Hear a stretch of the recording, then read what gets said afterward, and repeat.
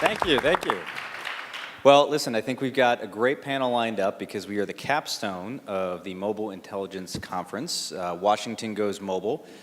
This is the final panel, and so I don't blame you all if you're just looking at the clock getting ready to go on to the event tonight. But we do think we've got a great lineup here to talk about really, looking at all the issues that we've been discussing the past 2 days, but how that's all going to be impacted by the election that's now 2 months away. And bringing this up from what I think has been, mainly a focus on issues, at the FTC or the FCC, but bringing it up to sort of a 10,000-foot level of looking at the whole administration, looking at the entire federal government and saying, what wireless policies do we need to be looking at to make sure we're maintaining our leadership in wireless throughout the world, looking at 5G, looking at various technologies, thinking about lessons learned from maybe the past 20 years of policy. And for that, we've got a really great slate of panelists. And so let me introduce them. To my left is Mike Gallagher, who is the president and CEO of the Entertainment Software Association, but a former Bush administration official in the NTIA. Larry Irving, who is CEO of the Irving Group, but also a former Clinton administration official, and also an advisor to the Obama administration. To his left is Will Johnson, who is Senior Vice President of Federal Regulatory and Legal Affairs at Verizon. And to his left is Charles McKee, who is Vice President of Government Affairs and of Federal and State Regulatory at Sprint. And so I'm going to target a question to each of you, but feel free to jump in at any point to respond or address a point that you'd like to. And this first round of questions really is looking back over the past 20 years and how that's going to impact and lessons learned for the next 20 potentially on wireless and broadband policy. And broadband has really become sort of the must-have service of the 21st century. And to do that, President Obama set out a goal of making high-speed wireless available to 98% of America, a goal that the wireless industry achieved well before the administration actually concluded. And to do this, the Obama administration also spent about $4 billion through the NTIA to deploy broadband, in addition to billions that were spent of federal USF dollars that were then reallocated to broadband. And then we've also seen a more bipartisan effort to allocate spectrum for wireless or remove impediments to wireless infrastructure siting, and which has resulted in tens of billions of dollars then in industry investment, resulting in what we now have as 4G LTE. So Larry, the first question is for you. Thinking about the policies that Hillary Clinton is considering and setting out a goal of trying to get all of America connected to broadband by 2020 and affordable, available broadband, what do you think is different about what she's thinking, what she may be thinking about in terms of some of the policies of the past 20 years, or what should she be thinking about that might be different? Thanks. I've been playing in this game since the first Lifeline bill in the 80s, so it's like a 30-year trek for me, and I was involved in BTOP, which was a $4 billion program. I was part of the Clinton transition team. I'm speaking for myself, not for Mrs. Clinton. I'm not a surrogate, I wasn't part of it, but I was part of the Obama transition and the first Clinton transition. And they have a big advantage because they know what we didn't know. They know how important this is, and they know that connecting everybody is one of the truly nonpartisan issues. That I got more support on the universal service and the digital divide issues from Republican senators in square states. I square mean like Montana, Idaho, well, it's just a square, but Montana, Colorado, states that have real difficulty getting connectivity than I did sometimes from Democrats, just because those folks know how important this is. When I look at what Mrs. Clinton's done, I mean, the good news is they actually have a plan and an outline, and they did a 14-page plan, 15-page plan, and it's a holistic approach. And they're looking at everything from civic IoT, which nobody was thinking about, and we didn't know what IoT was, the last transition, to Wi-Fi decals, where kids can go and actually find a place in their community where there's free Wi-Fi availability. Anchor institutions, which was something in the last transition we really focused on, making sure that there were anchor institutions in the community that were connected to Wi-Fi. We're in a nation now, Jessica Rosenworcel wasn't here today, but she gave a speech in Washington. 1 out of 5 kids in America don't have, 1 out of 5 school-age kids in America, the United States of America, does not presently have Wi-Fi at home. 1 out of 5. 41% of people over 65 don't have internet at home. So when you think about the kind of folks who you need, the kids you want to have connected to the internet, kids in school, we all want our parents, or as I get closer to 65 ourselves, to be connected to the internet for the health reasons. We're looking at a nation where there's some really great things that you can do. And they're talking about really creating digital communities that are really looking at these issues, putting money into pilot projects and funding. So remember when we first started the internet, before there was a 5G, when I came to CTIA, there were 15 million people globally on the internet. There were fewer than 10 million people connected to wireless. 15 million people globally, right? We didn't know what we didn't know. So we're at the same situation now with 5G, but we know a lot of things about 5G we didn't know before. So we can do some test beds, the first schools, the first hospitals, first libraries, the first police cars, the first fire trucks connected to the internet. Government did it, and then municipalities did it, and then industry kind of figured out what they needed to do there too. We have some opportunities to do what I think is called inclusive innovation. For the first time ever, we can design in, as we're beginning this 5G trek, this industry and other industries can figure out how we can do an inclusive innovation. How do we make sure that communities of color, low-income communities, rural communities are part of this revolution going in? And that's a large part of what Mrs. Clinton's agenda. They're not using inclusive innovation. I'm going to ask them to use it. I own inclusiveinnovation.us. But as we move forward, I think inclusive innovation is going to be something that we're going to see a lot more of. So just to follow up on that, I mean, I think you've been involved in talking about the digital divide for a very long time. You're talking about inclusive innovation and thinking about 5G now. Looking at how we measure success in broadband, we look at it in terms of where it's available. Is that the right goal, or how do you measure how we're being successful? I think where it's available and whether people are taking it, and then how they're using it. I mean, you get what you measure, and you get a lot of what you measure a lot of. So we've always kind of measured, is it just available? And we kind of know that. And then we kind of looked at, can people afford it? And that's important. But are people who need it using it, and are they using it for the purposes we want to? And the beautiful thing about the cloud, the beautiful thing about this mobile revolution we have now, we'll have incredible data. We not only use who's using it, how they're using it, where they're using it, how often they're using it, and who they're sharing it with. I mean, we have, I did a speech a couple of weeks ago about the cloud and mobility. It is amazing how much information's out there, and the data's unstructured. When folks start to begin to understand, and that's one of the things I think this administration has done, the existing administration, and I hope whatever administration comes in will continue, is really doing metrics, really figuring out what's really important. The other question that you asked that I didn't answer is one of the really important things that I think has happened is we used to talk about broadband in terms of wires. And now, if you looked at everything we've gone around here, with 5G, broadband is broadband. And I think we've kind of gotten there with the dynamic way we look at universal service and the dynamic way we look at universal service funding. But I think we're going to see even more of that too. My nieces and nephews and my grandnieces and nephews, I'm that old, 7 or 8 years old, they don't even know what a wired computer is. They carry everything they have around with them all the time. And so as we're looking at a wireless option that truly is a wireless option, we have to make sure that the dynamism of this conversation we've been having continues, that we're really continuing to push it. Folks should use what they want to use the way they want to use it. And the role of government, city, state, and federal, is to get the metrics right, to kind of figure out where are the market gaps, where's the role for government. There should be a role for government. But industry's doing a lot of things. And that private-public partnership, that's what we did in the 90s. I don't think we've done as much in the 2000s.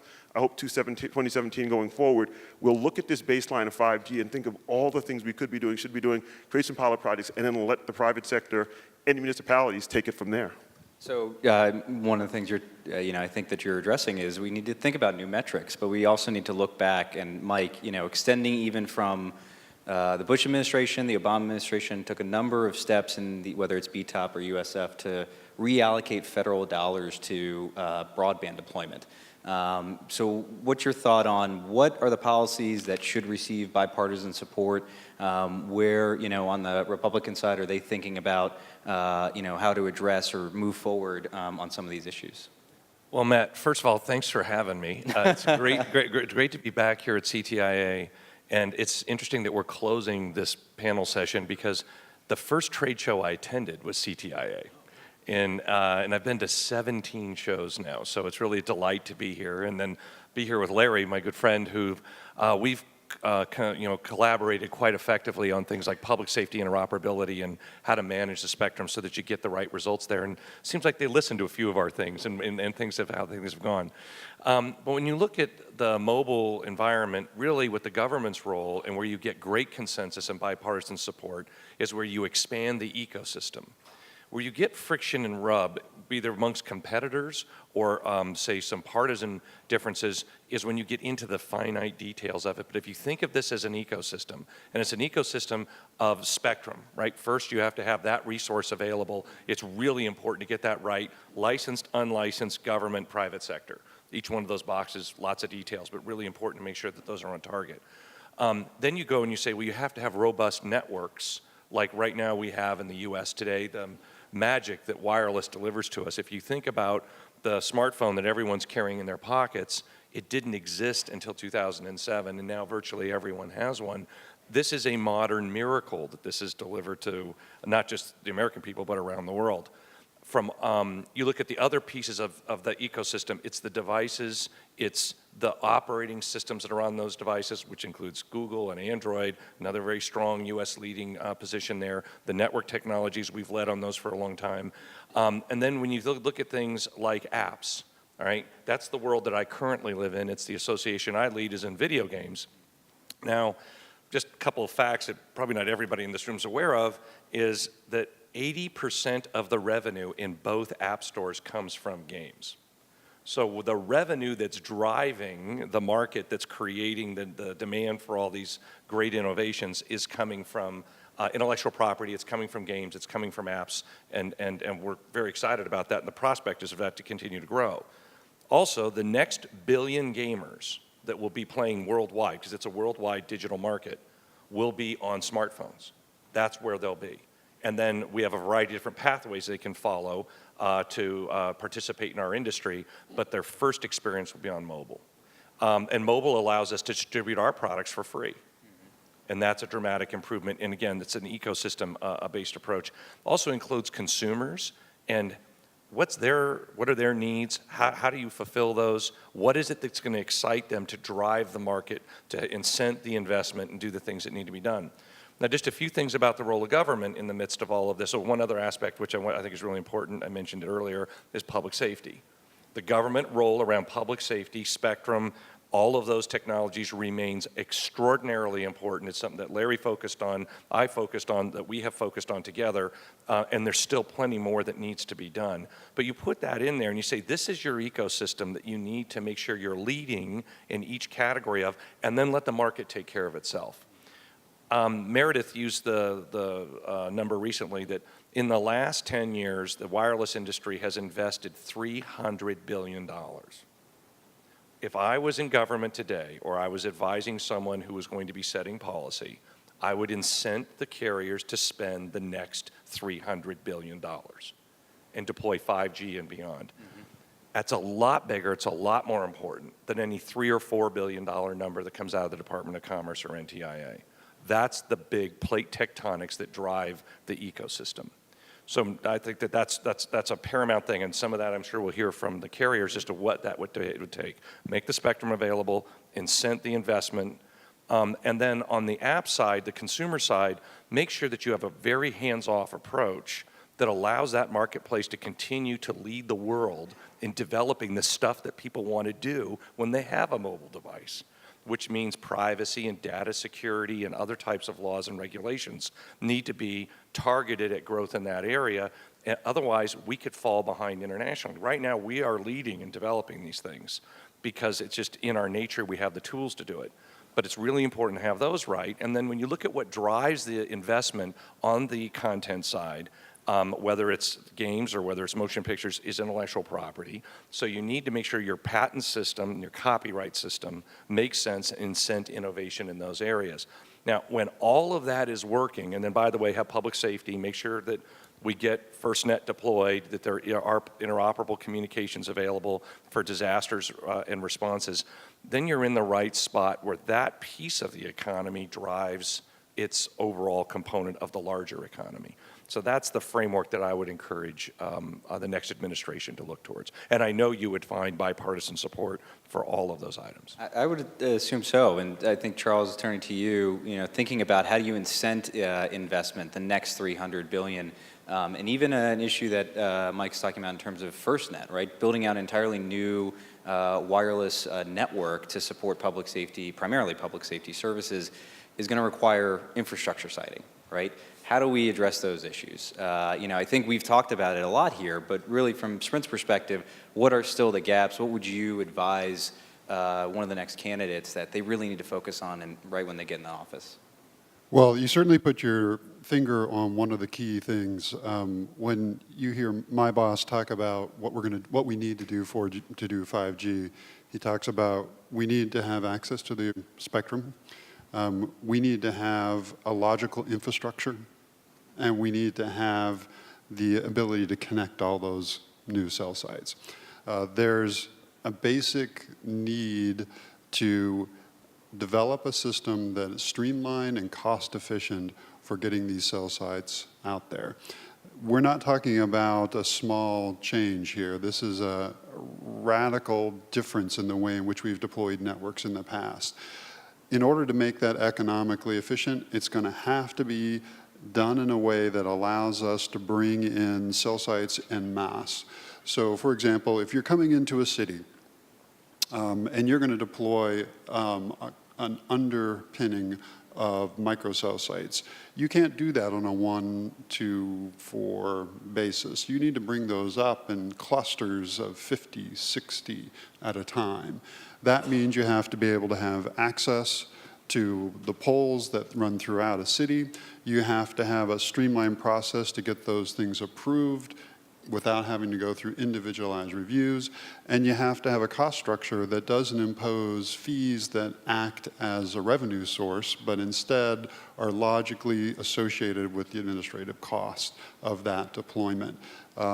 If we get into a point where we have to pay more in fees than we do in the actual cost of the equipment, the direct trade-off is less deployment, because every carrier has a limited capital budget, and we have to distribute that capital. If we have to pay it in fees and associated zoning costs, that just means that our footprint is that much smaller. So it's a benefit to everyone. It's a benefit to the communities. It's even an important consideration with respect to states versus cities. So if you have one city that decides they want to milk this as a revenue opportunity, what they're really doing is draining capital from the rest of the state. So we need to find ways to address those kinds of issues as we move forward. So looking at new metrics for how we measure deployment, for example. Will, do you have any thoughts on the infrastructure issue? How do we sort of look at this from a national level, but really I think everybody's talking about how do you impact it at a local level, right? How do you lead from the top here? Right. First off, I haven't found anyone, I saw Commissioner Clyburn walking, I haven't found anyone up here to divorce yet. I agree with pretty much everything everybody said, including Charles. So, yeah, that's right. So, yeah, I think you're right. I mean, it's sort of an all-of-the-above strategy. I think it's important. There are probably things at the federal level that the government can do. One of them would be leading by example. We have to keep in mind that about 30% of the land mass is actually owned by the federal government, right? So I think the Obama administration has done some good things in terms of recognizing the importance of improving siting on federal lands, but I think there's a lot more work that could be done there just to lead by example.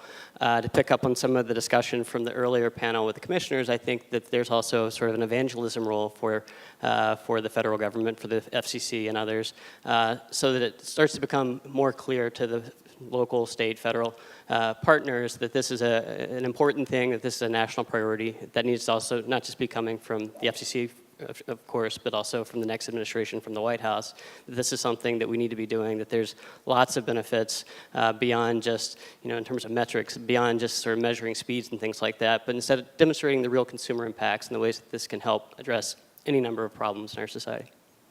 Great. So, sticking with you, Will, and maybe Mike and Larry, you guys could jump in here on this question. But, Verizon has made no secret about expanding and looking at new opportunities in the market beyond just providing broadband services, getting into video content, getting into advertising.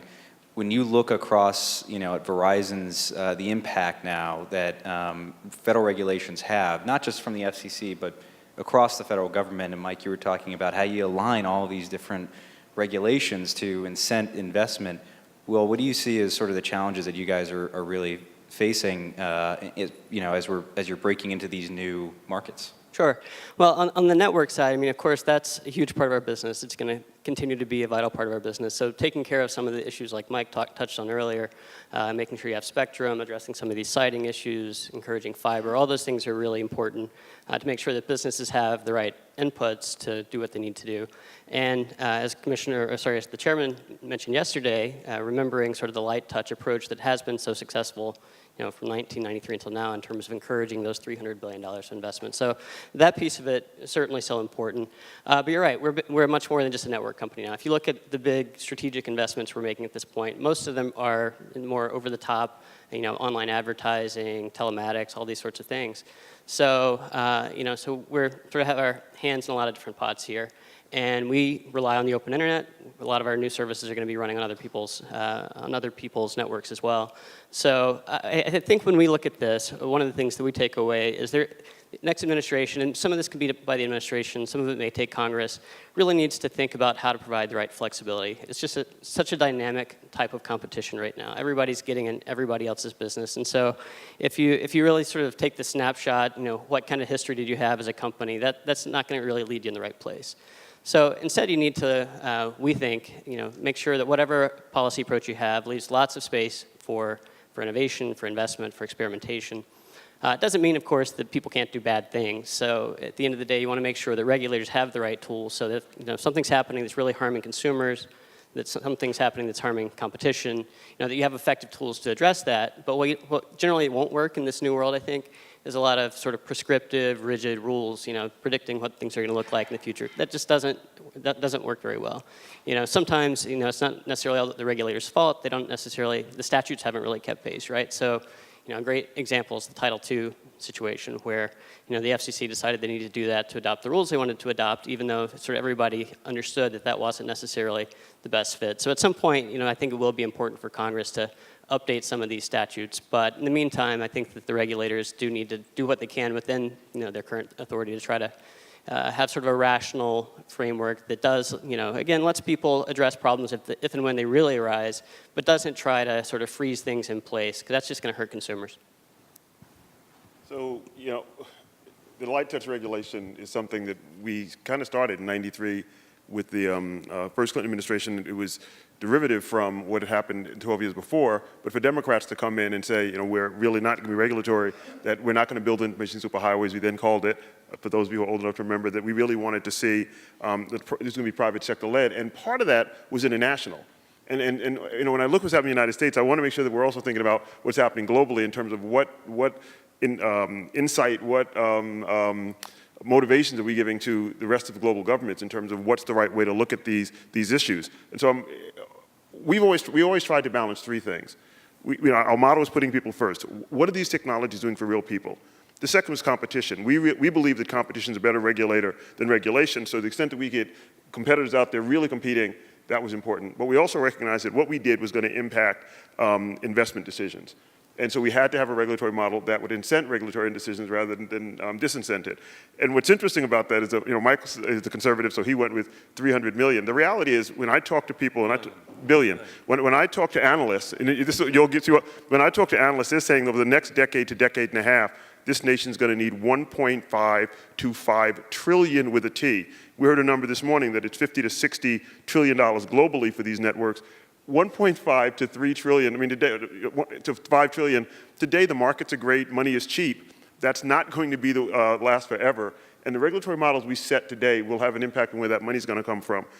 Stratton said something today I thought was important, which is innovation at the edge. Me too, whatever it was. Sorry? I agree, whatever it was, I think it was important. But John Stratton did say that innovation at the edge requires innovation of the networks. And, you know, for most of us aren't engineers. We don't see all that's going on in the networks. We don't see the investment being made. I was on the board of COVAD. It was ridiculously hard to build and construct and to improve these networks. We have to make sure that that continues. I mean, we all see what happens when this new Apple product comes out, or new app comes out, or a new game, or, you know, we're sitting with our new Fitbit, or I have an Under Armour running shirt to give me a sense of, you know, my galvanic tin's going to Microsoft band. We know those things, but we don't realize what's going on, all the investment going on to make sure that happens, so that those kinds of things can happen on a real-time basis. And so I think the challenge for the next set of regulatory bodies and for the White House is to kind of give guidance to balance of what do we want to see internationally, what do we want to see domestically, how do we promote competition, how do we ensure that what we're talking about is about real people. I've been criticized by some by saying that I think that we've had a little bit too much focus on competition, not about enough focus on what this means for real people, both in terms of employment, in terms of how they benefit from these things. And then we have to take a hard look at investment, because that investment means jobs, that investment means innovation, that investment means we stay ahead of the rest of the world. And I'm not sure that that equation is quite in balance, and I hope we can get it back into balance. Yeah, just a couple of thoughts. One is the point that Larry makes about if we're going to talk about $1 trillion or multiple trillions, it's even more important to make sure the incentives are right for that investment. It's more critical to make sure those dollars flow here and not to another market around the world where they can earn a greater return or have a more favorable climate for that investment. So that's one. Two is I completely agree this is an international market that we're in. When you look at the innovations that happen today, when someone makes a great game like Pokemon Go, that's distributed worldwide. It's phased in as they can successfully deploy it, but they have designs for that to be in every country in the world that has a mobile capability because it's played on your mobile device. And so you have to see it that way. Our members constantly are telling us you have to elevate your gaze beyond just Washington. You have to see the impact on these policies that we advocate and support all around the globe.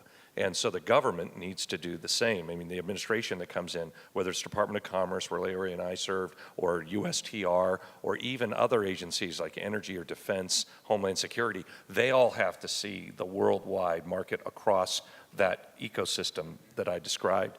And then the plug I'll put in here is we have to remember that content is what makes people want to have and use these devices and these networks.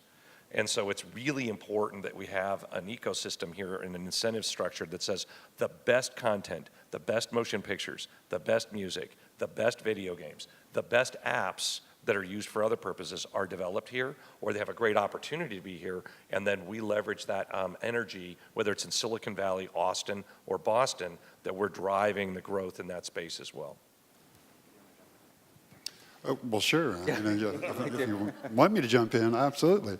The one thing that I pick up on is the flexibility, the competition point. When I joined Sprint, a week after I joined Sprint PCS at the time, I read an article in the Wall Street Journal, and it said that Sprint was going to go bankrupt. And I thought, gosh, that was not a good choice. Now, that was 20 years ago.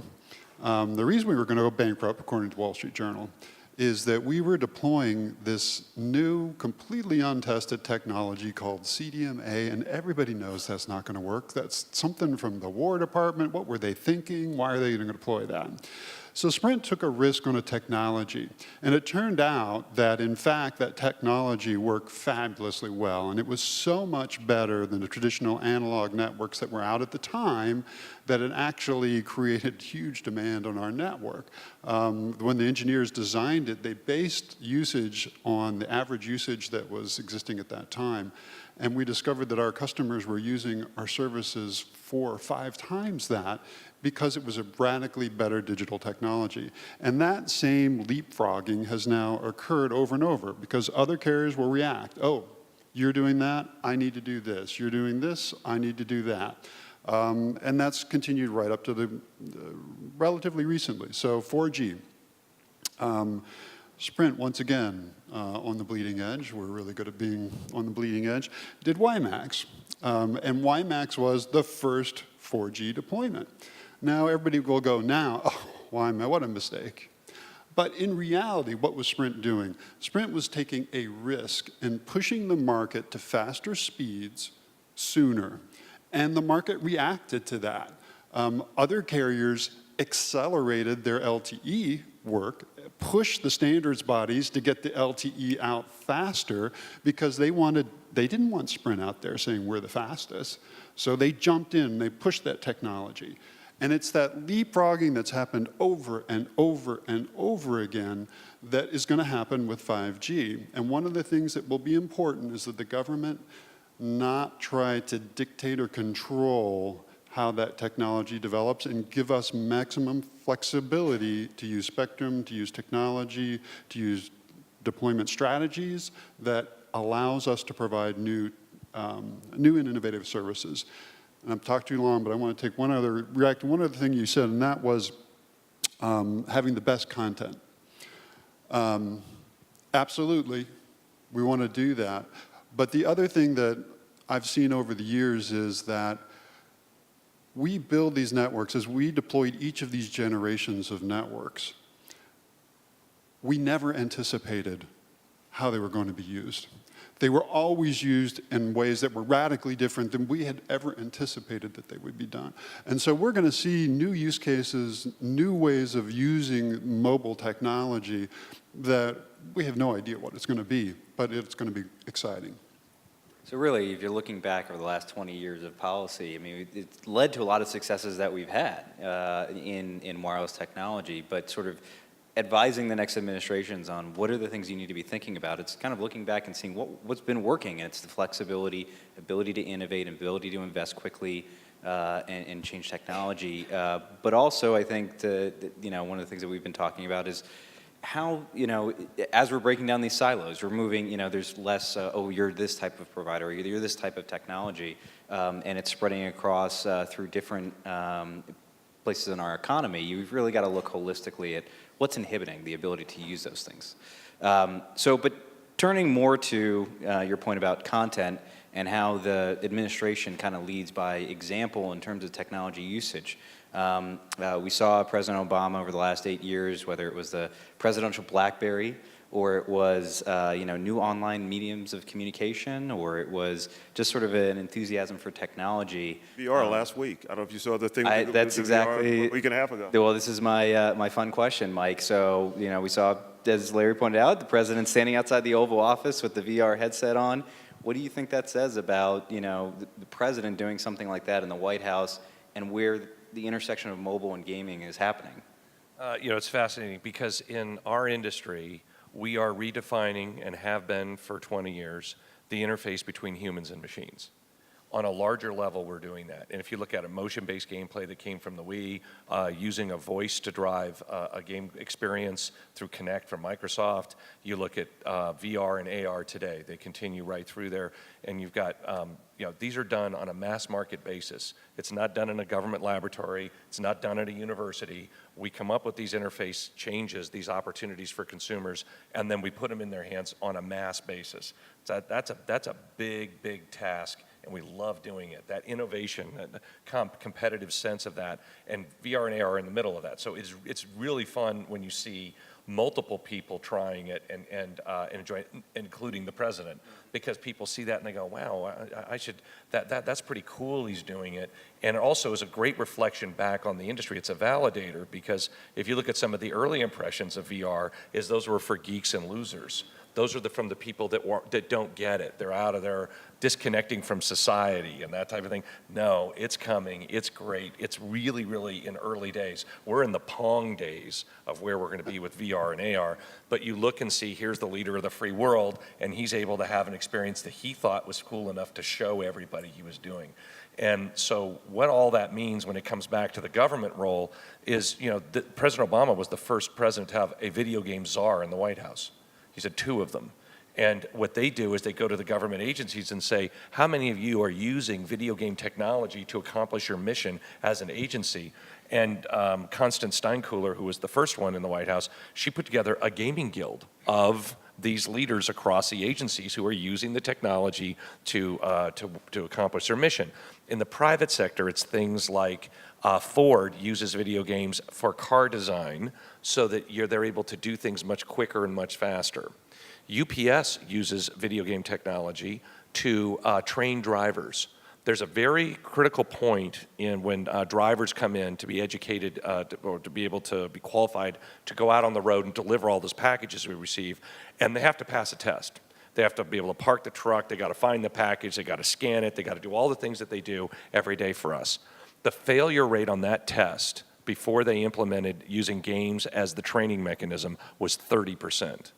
For the last 1,700 people that they've put on their payroll, that failure rate has dropped to 10%.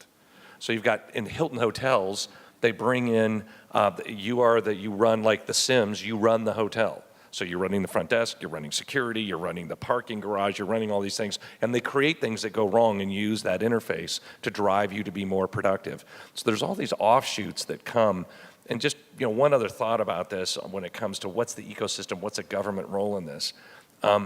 Facebook, Instagram, you think back, all of the different platforms we're using for our enjoyment that drive adoption today and use of mobile devices, nobody anticipated those 15 years ago. There was no government plan that says we should have Facebook or Google. Instead, this was driven through investment, and it stands on the shoulders of the investment made by the networks, and that's the pathway that's going to lead us to the best spot in world competitiveness going forward.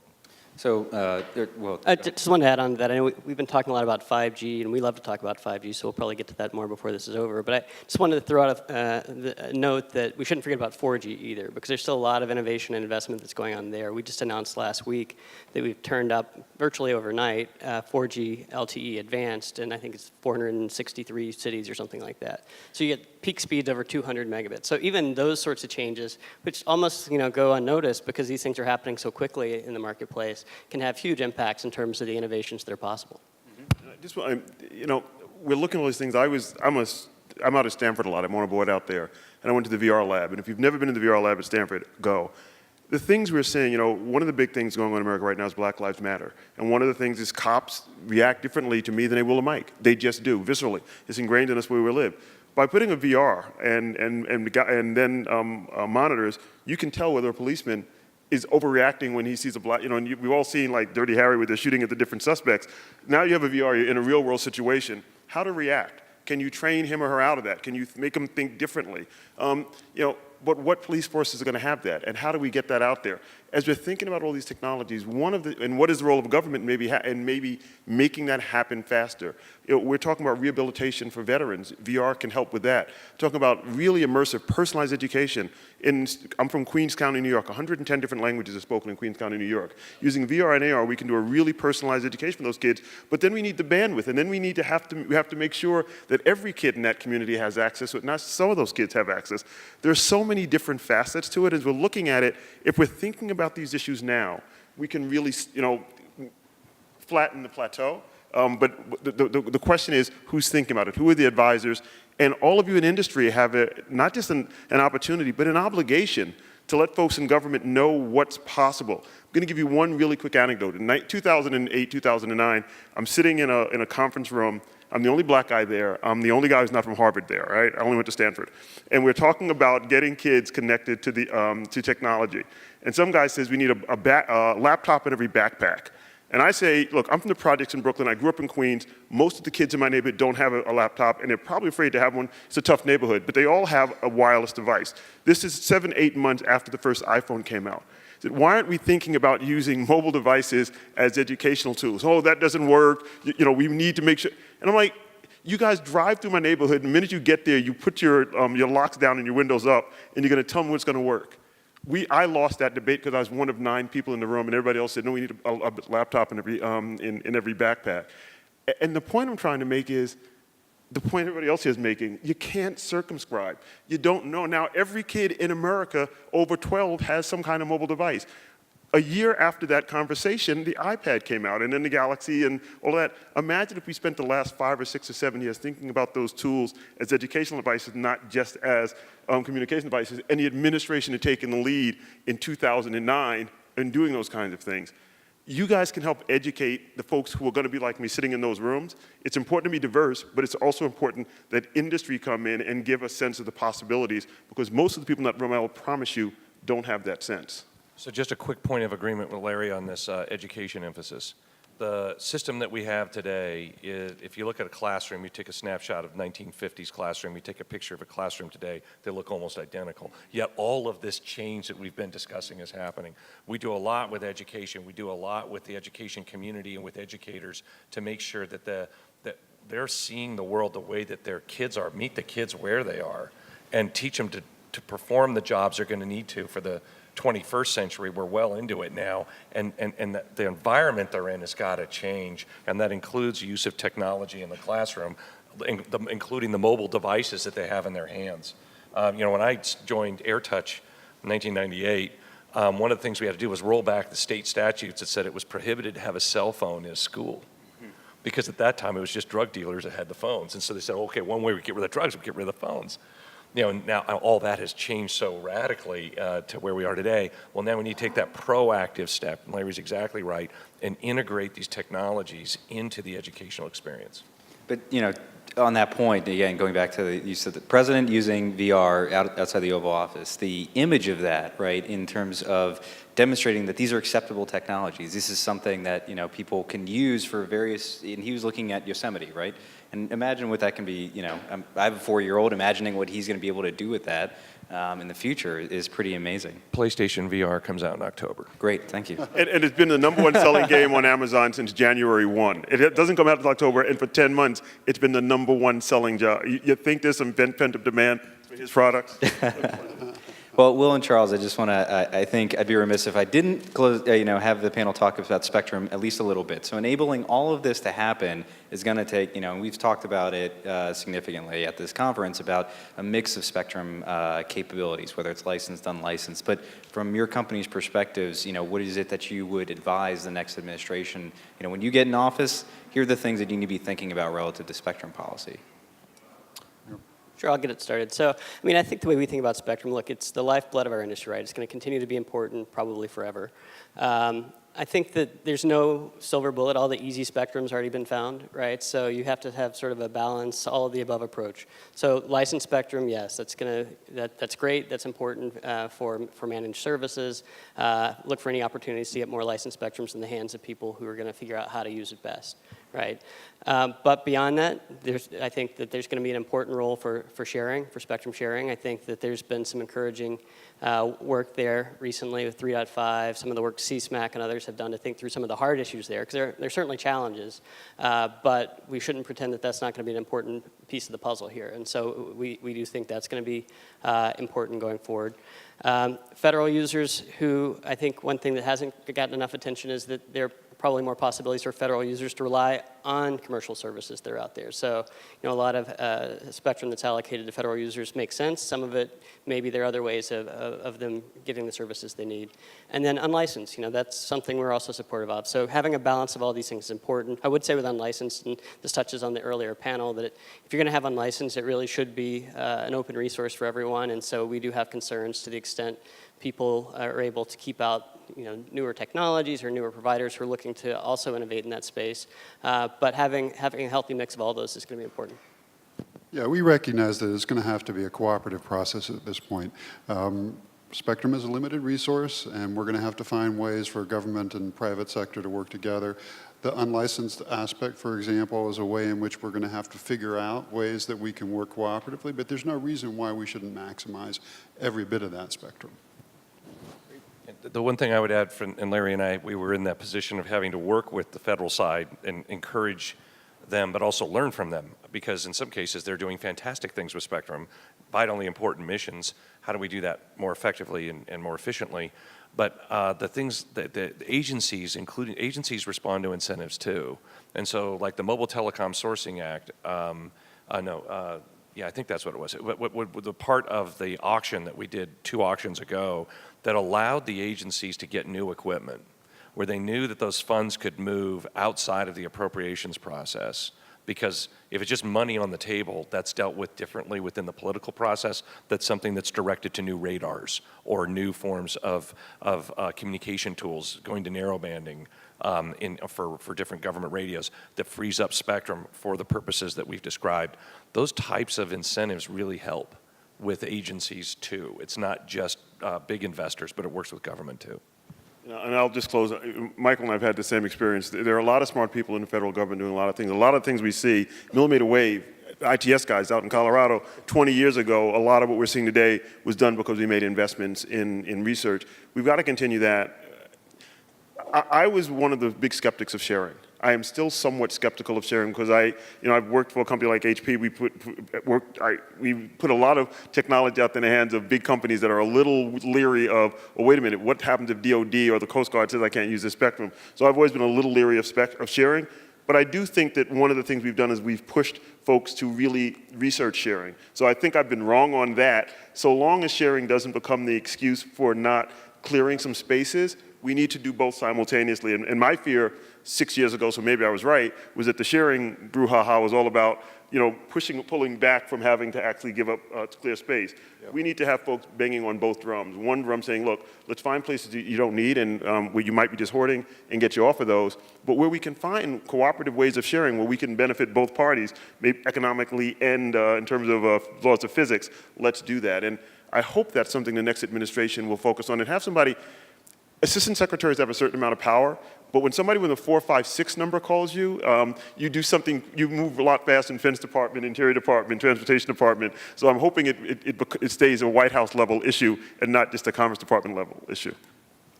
Well, you've been an excellent panelists, but we've got to wrap it up in a few minutes. So we're going to end it on this note, where each of you has 2 minutes with.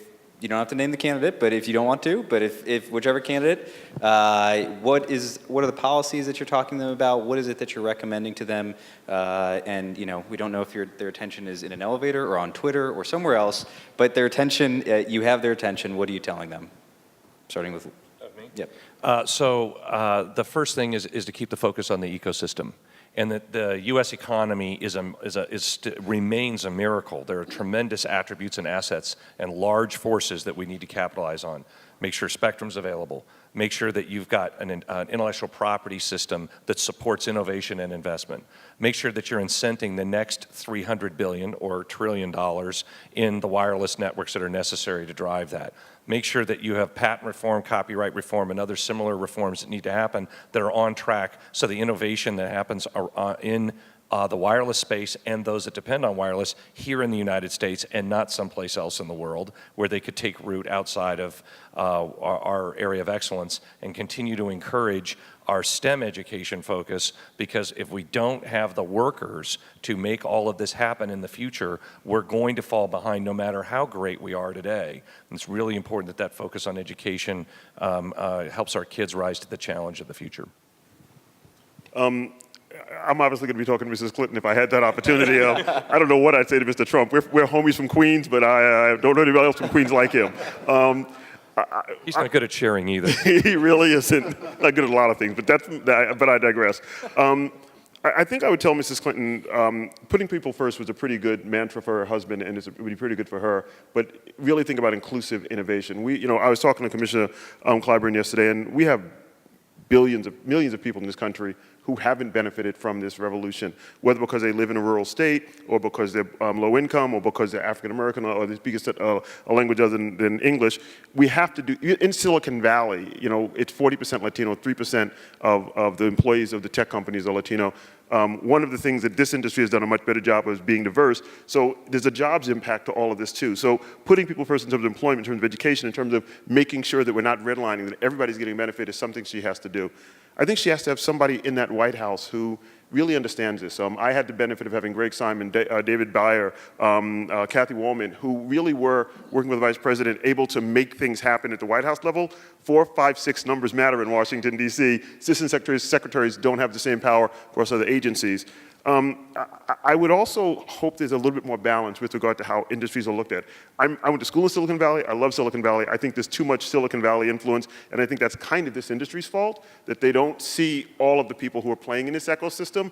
It bothers me that almost everybody I meet who's doing things like USDS, which should be extended, are Facebook and Google. And there aren't enough people from the companies that are actually in some of those communities, understand those communities. And finally, what they're doing with USDS, I'd like to see them have 2 parts of it. I'd like them to have a civic part of USDS to help NGOs and nonprofits really learn the kind of digital tools and the techniques they need. But I also think they need an intergovernmental USDS so that municipalities and states can gain the benefit. I was really impressed with the CIO yesterday from Illinois, but I was also impressed with Clyde James from Kansas City and Kareem Reed of Atlanta and what they're trying to do. And I don't see anybody really interacting at the level of the White House, making sure that the tools we're learning, techniques we're learning are coming not just from federal, but really getting down to the community level and the state level. They need those tools as well as the feds do. I guess for me, I would say 5G, and hoping that, big surprise there, I know.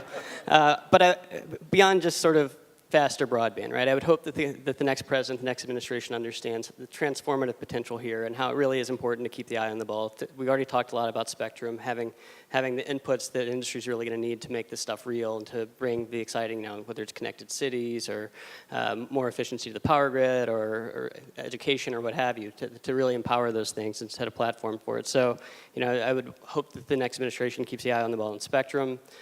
Fiber, we haven't talked quite as much about, but for 5G to be a reality, you're going to have an awful lot of fiber in an awful lot of places. And so you have to have the policies that's going to address that, to encourage the investment where possible. I mean, if you're in the middle of a business district, you probably already have a lot of fiber, right? But there are going to be a lot of places where right now there's none, or maybe there's one provider. And so that's going to be a real challenge if 5G is really going to be a reality. And then not to beat a dead horse, but the siting issues. I mean, that's the sort of thing that really could keep this from being a reality. And so we're either going to solve for those problems and continue to be sort of the hub for mobile innovation in the world, or we're not. And so I think it's really, again, the next administration's really got to stay focused there. So I guess I'll say that, building off the 5G comment, when you're at CTIA and you're on the floor and you're talking to all these folks and you're in the safe bubble of the wireless world, it's easy to get excited and say, yeah, 5G and everybody, this is great, and everybody obviously is going to embrace 5G. That's a given. But in fact, what you see is that the historical trend of regulation isn't headed in the wireless direction. So, if I had to have a 100,000-foot observation, it's the government needs to recognize that wireless is where we're going here, that we need to change the fundamental dynamic of the way in which we look at regulation of this industry. Because frankly, the way this industry has been regulated for the last 20 years is wireless has always been a second thought. It's always the kind of, oh, well, that's kind of a luxury service. Oh, we're going to tax that one more. Oh, we're going to take money from that one to help fund these wireline networks. Oh, we're going to take some more money from them to fund wireline networks. Oh, we're going to push even more money, $4 billion into wireline networks. What we need to do is recognize, no, the reality is wireline networks, great, important, but wireless is where we're going. And this is what everybody needs to use, is wireless. So whereas voice, we've already gotten to the point now where 50% of the households have disconnected and they've gone completely wireless, that's going to happen in broadband too. It's just a matter of time. And so we need to set the priorities of the government, everything from the mundane issues like USF and E-rate and all of those basic structures to recognize the primacy that wireless in fact has. So for example, you were talking about connectivity. This is something that Sprint is very concerned about and my CEO has really become passionate about. And one of the things we recognize is that in the educational space, for example, you can't use E-rate funding, for example, to do homework, right? If you can't use that to fund wireless devices or to have access at home. But that's the kind of things that kids are using, right? I mean, my kid uses an iPad instead of a set of books. If we're going to have that kind of connectivity, we need to fund that as a government.